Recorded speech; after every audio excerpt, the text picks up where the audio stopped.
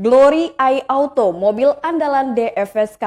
Pabrikan mobil asal Tiongkok, DFSK terus mengembangkan industri otomotifnya untuk bersaing dengan produk dari merek lain di Indonesia.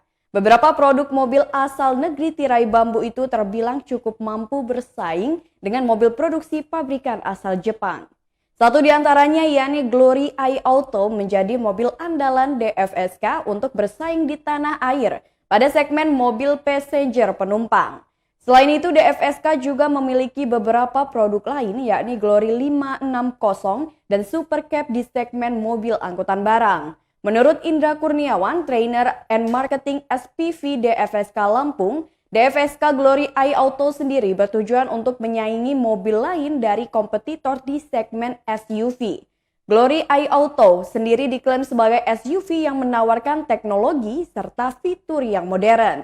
Indra juga menambahkan yang menjadi daya tarik bagi DFSK Glory adalah harga yang ditawarkan cukup bersahabat. Bahkan harga Glory iAuto setara dengan low MPV dibanding SUV lain buatan pabrikan Jepang.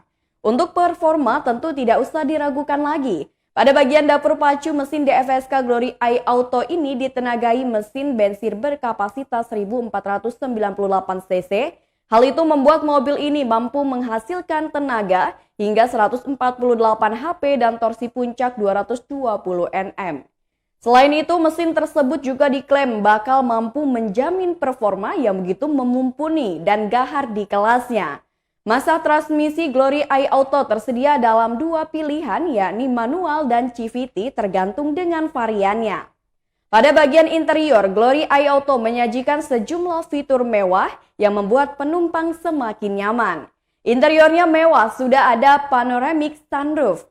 Selain itu, DFSK Glory iAuto sendiri mengusung teknologi keyless entry serta terpasang fitur cruise control. Dengan kemewahan yang dimiliki, wajar jika Glory iAuto menjadi produk andalan DFSK.